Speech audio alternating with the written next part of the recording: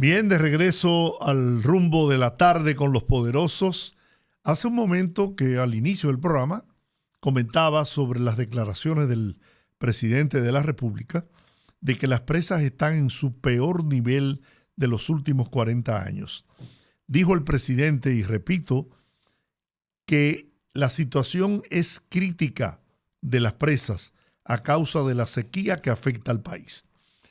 Hemos hecho contacto y tenemos como invitado a Manuel González Tejera, ingeniero agrónomo, especialista agropecuario, consultor en defensa y seguridad nacional. ¿Y qué más? ¿Qué otro título le agregamos? Manegón te falta. Manegonte, ese no se queda. Bienvenido. Buenas. Aló, buenas. Adelante.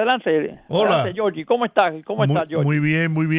Bien. ¿Qué te puedo servir? Bueno, Adelante. Con todos esos títulos que tú tienes en muchísimas cosas. No, yo no tengo muchos. Solamente tengo uno, Manegonte. Adelante. ¿Qué te puedo servir? Bueno, cuéntanos la situación de las presas. El presidente ha dicho que están en una situación crítica, la peor en los últimos 40 años. Bueno, sí, han bajado las presas, pero eso no es por las presas. No, claro, es por la sequía. Se ha dado un proceso que ha sido consecutivo desde finales de noviembre a la fecha. Ya se han registrado un déficit de precipitación, o sea, un déficit de lluvia. Entonces, cuando ocurre un déficit de lluvia en la zona montañosa, fundamentalmente, ya el proceso que ocurre es un proceso natural. Disminuyen los caudales de los flujos de agua, sea manantiales, sea arroyos, sea ríos. Por ejemplo, este año, entre diciembre y abril, por ejemplo, nosotros que estudiamos 30 puntos del país, te podemos decir que en lugares, por ejemplo, donde se esperaba, por ejemplo, te voy a dar lugares diferentes lugares del país. Primero, la montaña, Padre Las Casas, se esperaba 141.9 milímetros y apenas cayeron 70, o sea, un 50%. En Azua se esperaba 142 milímetros y cayeron 63. Eso es de diciembre a abril, un menos 55%. En Barahona, que no está en una montaña, pero está en una zona que ha tenido una fuerte sequía, de 261.4 milímetros que caen, han caído 95.7. Más del 50%. Un menos 63%. Polo, que caen 381, han caído 230. Por un lugar que llueve muchísimo. Sí. Pero este año tiene un 38% de lluvia. Por ejemplo, en La Vega, que por cierto, ahora mismo está cayendo. Ustedes no se imaginan burriquitos emparedados. Está cayendo ahora mismo en La Vega, Santiago, Jarabacoa, la montaña. Ahora mismo está cayendo, ahora mismo. Gracias a Dios y a la Virgen de la Altagracia. Pero te puedo seguir continuando. Sí. En La Vega, de 547, han caído 338 milímetros de diciembre a abril, menos 38. Jarabacoa, que es la zona que ayuda al agua del Yaque del Norte, que va hacia Taveras, de 670 milímetros han caído 383, un menos 42%. Entonces, ¿dónde ha estado normal? ¿Dónde se puede decir que puede estar normal? Cabrera. Por ejemplo, en Cabrera de 521 cayeron 526. Entonces, ahora bien, cuando ocurre ese fenómeno, espérate, se me olvidaba. Montecristi, que siempre se ve influenciado por los sistemas frontales, de 309 milímetros han caído 127, 58.9. Sí. Mao, de 214 han caído 89, menos 58.1%. Entonces, por suerte, ya llovió también ayer en Mao. Entonces, esas aguas, ¿hacia dónde van? Fundamentalmente hacia las montañas, ¿ya? Y entonces, de ahí viene saliendo y van hacia los cauces de las diferentes presas. Entonces, por ejemplo, en el caso del caudal promedio de entrada de diciembre a abril, que ocurre promedio, por ejemplo, el caso de Tabey Bajo, que normalmente de diciembre a abril cae metro cúbico por segundo 30.07 ya diariamente. No, este año han caído 14.96, prácticamente un 50%. Y el caso de Monción, de 10 metros cúbicos por segundo, que entra diariamente promedio en ese periodo de tiempo, esos 5 meses, ha entrado 6.75. Y Atillo, que es alimentada por el río Yuna, sí, el río Maimón, los ríos Juma, Yuboa, ya esos ríos, por ejemplo, este año, de diciembre a abril, que el caudal de entrada en Atillo es de 48 metros cúbicos por segundo promedio, este año ha sido de 15.45. O sea, una reducción, y es una sequía que hemos tenido. No solamente fue una sequía estacional, porque la sequía estacional es el proceso normal, pero hemos tenido también una sequía en su conjunto. En su conjunto, ¿qué significa? Ha sido sequía meteorológica, con disminución de las lluvias, ha sido una sequía agrícola, porque al no caer agua del cielo, simple y llanamente, ¿qué ocurre? Los cultivos se estresan, ¿ya?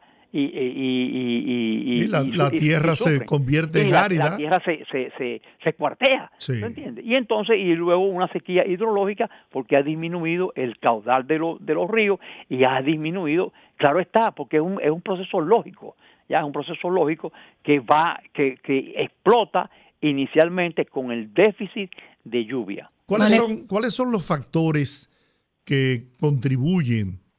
Sabemos que el cambio climático es uno de ellos, pero ¿qué otros factores contribuyen? Yo te voy a decir una cosa, y no es que me gusta discutir ni pelear ni nada de eso.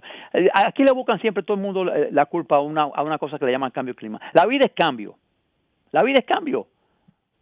Existe una crisis climática en el mundo entero.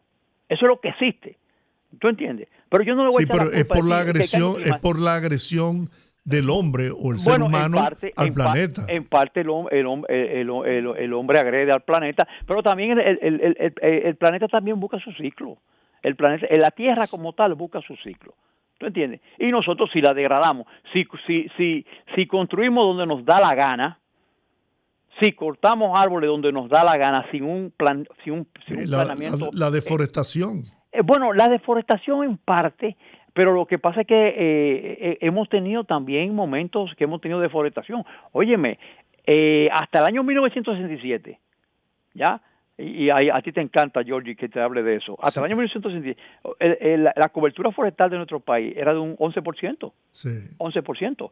Y cuando el doctor Balaguer prohibió el 6 de noviembre del 67 el corte de árboles, eso redituó a la sociedad.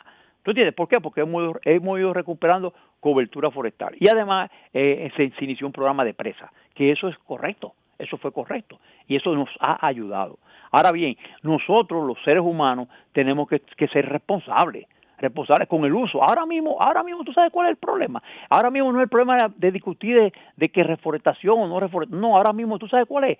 Ahorrar el preciado líquido actualmente, porque estamos en una situación que realmente es grave, pero yo personalmente considero que yo creo que vamos a romper el ciclo. Estas lluvias en el periodo convectivo nos van a ayudar bastante y tengo mucha fe. Es más, te puedo decir una noticia que es una primicia para ustedes. Hoy el IRI, International Research Institute for Climate and Society, de la Universidad de Columbia, el Instituto del Clima, acaba de publicar su pronóstico para el próximo trimestre, julio y agosto. Y publicó también julio, agosto y septiembre. Y lo que presentan es halagüeño. No es el panorama tétrico que teníamos hace 2 meses.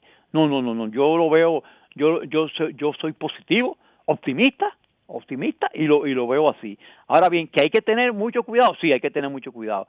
Y tú sabes quién tiene que tener cuidado, todos nosotros, todos los ciudadanos, ser responsables. ¿Ser responsable con qué? Con el uso del agua. Manegonte. Diga, adelante, Olga. Sabes que yo entiendo que eso es así. Primero también mandarte un saludo de alguien que está siempre escuchándonos, que es el doctor Servio Tulio Castaños Guzmán. Oh, tú sabes, dile a él si está escuchando el programa. Él está escuchando. Él vivía en la calle Hostos, ¿ok? Él tenía una hermana que se llamaba Gracielina, y un hermano que se llama, que el mayorcito, y nosotros íbamos juntos al colegio Marcos A. Cabral. Yo creo que tú me estás hablando del más jovencito, que yo creo que era un niño y no iba con nosotros al colegio.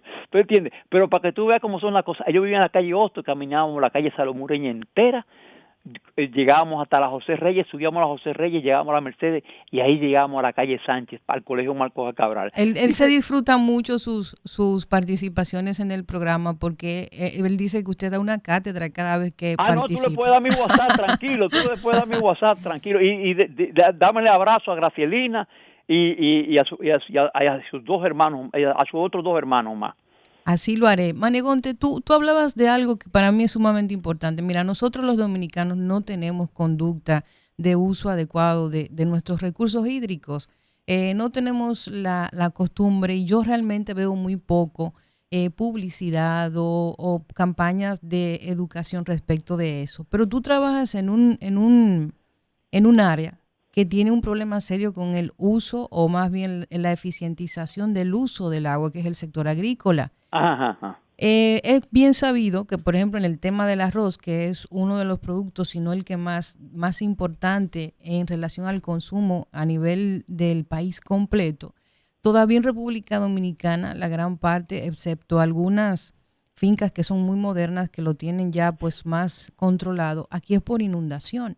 Y como no existe tampoco cierta educación del sector agrícola a eficientizar ese recurso, pues un porcentaje bastante elevado, algunos expertos hablan hasta de un 70% del agua en agricultura se desperdicia. Y un 60% del consumo humano del también. Consumo humano. Entonces, ¿tú piensas que nosotros debemos también embarcarnos en esa tarea de tratar de eficientizar los procesos? Porque es sabido también que si se eficientizan los procesos y se tecnifica la forma en que se producen los alimentos, pues también eso implica un menor gasto para la producción y por tanto pues una forma de eficientizar y sacar mayor provecho en el sector agrícola. ¿Qué piensas tú sobre ese tema? Vamos a dividirlo en dos, ¿ok? El primero, vámonos a lo macro y después nos vamos a lo micro. Vámonos a lo macro. Mira, por suerte se ha creado en el país, y me gustaría que ustedes entrevistaran un día de esto al joven Claudio Camaño. Yo digo joven porque es más joven que yo, pero sí. Él es profesional agrícola. Él dirige actualmente un programa que se llama Programa de Tecnificación del Riego en la República Dominicana. Sí. Así es. Que es un programa que tiene un carácter estratégico, ¿ya? Que busca velar por la racionalización y el uso eficiente del agua de riego en el país, en los diferentes cultivos. Ahora bien, eso es lo macro. Ahora, en lo micro, en lo individual de cultivo. Mira, el problema del arroz tiene varias aristas. La primera es el cobro, el uso. O sea, aquí se paga por metro cuadrado, no por metro cúbico. Y el agua, o sea, hay que pagarla por metro cúbico. O sea, tú usas agua. Entonces, ¿por qué se desperdicia el agua? Porque al tú no tener un control de la llave, ¿ya? Tú usas todo el agua que tú puedas por una simple razón. ¿Tú sabes cuál es la razón? La razón es el control de malezas. Se usa mucha agua y también se desperdicia agua en el control de maleza. ¿Por qué? Porque la lámina de agua ahoga las hierbas. Esa es la principal razón del uso que tú ves que se echan láminas de agua. Y la gente abre la llave y abre los diques y le mete agua, y le mete agua, y le mete agua, y le mete agua, y ocurre eso. Esa es la principal razón. ¿Tú entiendes? Pero yo creo que las juntas de regantes ya están cogiendo conciencia de eso.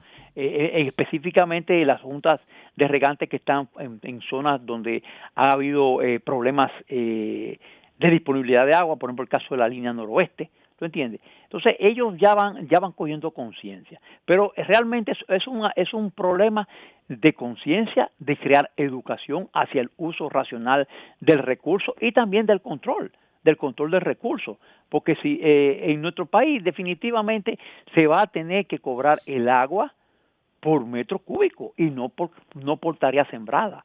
¿Por qué? Porque eso automáticamente obliga a las personas a la racionalización del uso del recurso. ¿Tú entiendes? Ahí es donde está, esa es la clave. Óyeme, en el mundo entero el agua se mide por volumen utilizado, no por tarea irrigada. Imagínate tú que producir un metro cúbico de agua está, según me he escuchado, en unos 32 pesos. 32, 33 pesos. Y nosotros aquí la cobramos a 6 pesos. Perdón, déjeme explicarle. Escúcheme. Sí. Estamos hablando de cosas diferentes. Okay. No, ustedes están hablando ahora mismo de agua potable. Eso es otra cosa. Eso es pero que no se cobre el agua en su justo valor. Espérate, en la capital, porque en la capital porque Corazán en Santiago cobra el agua correctamente. Sí. ¿Ya? En función de lo que cuesta el agua, ¿ya? Pero nosotros no, nosotros hemos hecho fiesta, ¿ya? Y lamentablemente el crecimiento desorganizado que ha tenido el Gran Santo Domingo también origina eso. Porque, por ejemplo, yo te voy a decir una cosa, cuando tú haces una inversión de lotificar un terreno y decir, aquí se va a hacer el ensanche tal, ¿ya? Tú lo haces, pero tú no estás contando con la CAS, ni estás contando con la CDE, ni nada de eso. No. ¿Tú entiendes? Entonces tú haces y metes y ya obliga a que haya tubería. Y donde había una casa que vivía una familia, te meten una torre con 24, 32. Ese es otro problema. Ese es otro problema que tenemos que tomar conciencia del ordenamiento territorial.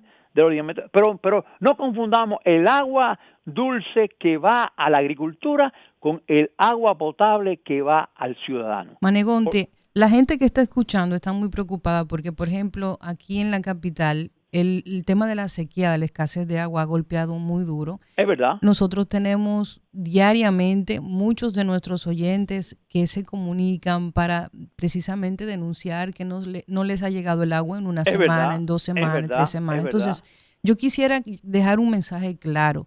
Según tu conocimiento, siendo un experto en este tema, ¿tú piensas que hay algún punto de inflexión para la escasez? Que ya comencemos a ver una diferencia en el suministro porque los niveles de precipitaciones han aumentado, para que la gente entienda, porque mucha gente cree que se trata de una ineficiencia de autoridades, pero en este caso se trata de un fenómeno completamente natural. Mira, yo primero quiero aclarar un punto, Olga y Georgie. Yo no soy experto.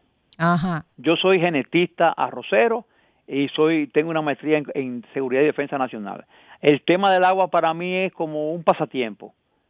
Yo veo la importancia que tiene y me fajo a estudiarlo. Pero yo quiero que tú me quites la palabra experto. No, eso es ser experto, eso es experto autodidacta. Ajá. Yo no, es que no quiero que se sienta mal la gente, alguna gente. Yo simplemente digo, soy un estudioso del caso. Un estudioso. Entonces, por ejemplo, mira, yo te voy a decir una cosa. Muy bueno que me hayas hecho esa pregunta, porque el día pasado tuve la oportunidad y me brindaron la oportunidad Flaxo y el programa Supérate, y también la asociación nuestra de egresados de los antiguos países socialistas, me permitieron presentar una investigación. Yo hice una investigación sobre Santo Domingo, o sea, ¿por qué? Porque Santo Domingo, ¿qué es lo que ocurre con Santo Domingo?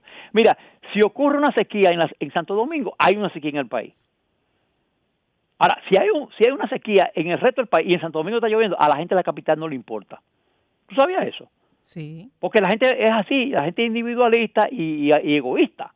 Entonces yo agarré e investigué. Tengo que decir yo porque fui yo el que lo hice. Yo agarré e investigué desde enero de 1940. Yo creo que el papá de Georgie no había nacido todavía. Bueno. Desde enero de 1940 hasta abril de 2023. O sea, ¿tú sabes cuántos meses son esos? 1000 meses. De esos 1000 meses, 520 meses, oye bien. Un 20%. No, ¿qué 20%? El más del 50%. Más del 50%, y se gana la elección en cualquier parte. 520 meses. El 52% para ser justo. Ganan una elección con eso. El 52% de los meses han estado por debajo de lo normal. ¿Tú sabes qué significa para mí normal? Por debajo de un menos 20%. O sea, si cae 100, cayeron menos de 80. Entonces, eso es para que tú te des cuenta. Y eso, óyeme, eso no es un problema nuevo. No. Porque yo agarro y lo demostré. Porque lo agarré y lo demostré. La gesta patriótica de 1975, lo que mucha gente le llama la Revolución de Abril, el factor subjetivo fundamental para que ocurriera la Revolución de Abril fue una sequía que duró 10 meses. Y lo que ocurrió, el agravamiento del gobierno de Balaguer en su tercer periodo, fue la sequía que afectó el país de 10 meses también. Han sido las 2 sequías más largas que hemos tenido, de 10 meses. ¿Tú entiendes? Entonces, porque provocó el problema en la caña de azúcar y con el desplome de los precios de la caña de azúcar, del azúcar. Entonces, las sequías son detonantes, ¿ya? Entonces, por eso yo mido y veo el agua. A mí me interesa el tema, lo estudio. Por ejemplo, estos temas de sequía que originan también migración de gente que por ejemplo, vivía en una zona que estaba muy bien, pero que agarraron arriba, loma arriba, y tumbaron todos los árboles. ¿Y qué provocaron? Erosión eólica. Y cuando ocurre la erosión eólica, ¿qué ocurre? Simplemente pierde la fertilidad el suelo. Entonces, ¿y qué pasa con esa persona? Esa persona busca otros nuevos lares. Unos emigran del campo a la ciudad, y otros agarran en Yola, se van para Puerto Rico, o se van para los Estados Unidos, o España. Entonces, esos son factores que uno tiene que estudiarlo. Manuel. ¿Ya? Dígame. Espérate, antes que nada. Sí. De ese periodo de tiempo, hemos tenido 60, oye, apúntalo ahí, Georgie, 68 periodos de sequía superiores de 3 meses, y 52 periodos de sequía menores de 3 meses. Yo lo tengo por datos, y yo lo agarré y me puse, oye, no fue ¿Qué tiempo duró la del 2015, por ejemplo? No, espérate, esa te la digo ahora mismo, yo la tengo aquí. Mira, esa duró, te voy a decir, no empezó en el 2015, empezó en el 2014. La del 2000, y terminó en mayo del 2016. O sea, tú agarras los 12 meses del 2015, agarras 4 meses del 2014 y agarras 4 meses. Duró 20 meses. 20 meses. Esa fue una sequía, pero óyeme, esa fue una sequía que afectó gran parte del país. Fue provocada, esa fue provocada por un fenómeno que se denomina el Niño. Esa. Pero yo quiero decirte una cosa. Estamos bajo los efectos del Niño ahora. No diga eso, No, ahora mismo está el Niño en acción. No diga eso. No diga eso, porque eso es una cuestión que ha habido una confusión con los medios de comunicación. Estamos bajo una vigilancia del Niño. Va a empezar pero el Niño todavía no ha empezado. No ha empezado. O sea, yo quiero que perdamos el miedo a la palabra niño. Ya, que empecemos, ya sabemos que tenemos la situación ahí adelante, pero todavía no ha empezado. Cuando empiece, ya nos vamos a dar cuenta, pero todavía no ha empezado. Lo que estamos viendo ahora mismo, es lo que se llama un enos neutral, ¿ya? Porque todavía, y les voy a compartir, si tú quieres yo te lo envío ahora mismo. Mira, espera, aguanta. Que lo tengo. No, que es que lo tengo aquí, porque lo tengo aquí. Mira, ellos se publica un documento que se publica todos los meses, que se llama el ENOS, ¿ya? El ONI. Y ese ONI significa Índice de Oscilación del Niño. Actualmente, el periodo febrero, marzo, abril, todavía está en menos 0.2 grados. ¿Qué significa eso? Que todavía no se está desarrollando. Cuando se desarrolle es que va a estar sobre 0.5 grados. Todavía hoy, 15 de mayo, Día del Agricultor, no ha ocurrido. De que sí existen probabilidades. En el último informe dice que ya tenemos un 92% de probabilidades de que ya se presente a partir mayo, junio, julio, pero todavía no está. Yo no puedo echarle la culpa a alguien que todavía no está. Bueno, Manuel, dígame. ¿Qué cantidad del agua que generan las fuentes se dedica a la agricultura y qué cantidad al consumo humano? Y sí, para hacerla más completa, si tenemos los canales de riego suficientes y en buen estado para la irrigación de nuestros campos. Mira, tenemos actualmente cuando se construye un sistema de hidráulico, por ejemplo, una presa, normalmente primero se construye la presa y después se van los canales, porque no puede ser los canales primero y luego la presa. Entonces, actualmente sí, yo considero que tenemos suficientes canales. La estructura actual de los embalses de la actualidad cumplen esos objetivos. O sea, decir que faltan canales, no. Lo que puede decirse es que hay que rehabilitar canales y hay que arreglar los canales para que en la conducción se pierda menos agua. ¿Por qué? Porque en la conducción se pierde agua. Claro. O sea, por eso tú te das cuenta que una cosa es un canal en tierra y otra cosa es un canal que esté adoquinado o encementado. ¿Tú entiendes? Sí. Son dos cosas diferentes. Entonces, no, yo creo que existe la infraestructura en cuanto a canales. Ahora bien, cuando tú acabas la presa, por ejemplo, el caso de Monte Grande, cuando se acabe Monte Grande y esté preparada la presa de Monte Grande, se iniciará la construcción de los canales. Se inicia la construcción de los canales, ¿tú entiendes? Como ocurrió con Sabaneta, bueno, en el caso de Atillo no ocurrió así, porque en el caso de Atillo empezó primero el canal, ya, pero después vino Atillo. ¿Tú entiendes? Pero ya eso fue diferente porque fue aquellos proyectos de irrigación que se llevaron a cabo durante la época de Trujillo, sí. Como el caso y de Horacio Vázquez, porque hay que mencionarlo, fue en el caso del desarrollismo de Horacio Vázquez, el Estado inició la ejecución de construcción de canales en la línea noroeste, por ejemplo, y junto con el sector privado también, hay que decirlo, porque el primer canal privado que tuvimos nosotros como tal para irrigar arroz fue el Monsieur Boga, y el Monsieur Boga fue un canal realmente privado inicialmente. Manuel, finalmente, sí, para no abusar mucho de ti. No, tranquilo. Tú eres experto en arroz. Sí, ahí sí yo soy experto, porque esa fue mi especialidad. Cuando yo estudié agronomía, yo fui de los primeros egresados como horicicultor de la antigua Unión Soviética. Ahí yo sí te lo puedo decir. Y trabajé en Coma. La siembra de arroz demanda mucha agua. Y te hago esta pregunta, porque he escuchado por ahí de esos teóricos que dicen que debemos ir cambiando nuestra producción agropecuaria, que por ejemplo el arroz que demanda mucha agua para su cultivo, pudiéramos ir cambiando esa tierra para otros productos. No. Eso es cierto. A mí, cuando a mí me hablan de eso, yo trato de coger una correa y entrar a correazo. Vamos a hablarte claro. Mira, nosotros lamentablemente hicimos un cambio que yo digo, cuando digo lamentablemente, lo digo con tranquilidad, sin espaviento. Simplemente nosotros, los dominicanos, en el desarrollo histórico del pueblo dominicano, ya nos fuimos transformando nuestras fuentes de carbohidratos, las fuimos cambiando de la yuca, de los taínos, sí, de la batata o el aje, como le llamaban los taínos, ya, de esa yautía que se comía, de ese mapuey que se comía. Es el mejor de todos. Y el maíz que se comía con los españoles, empezamos a cambiar.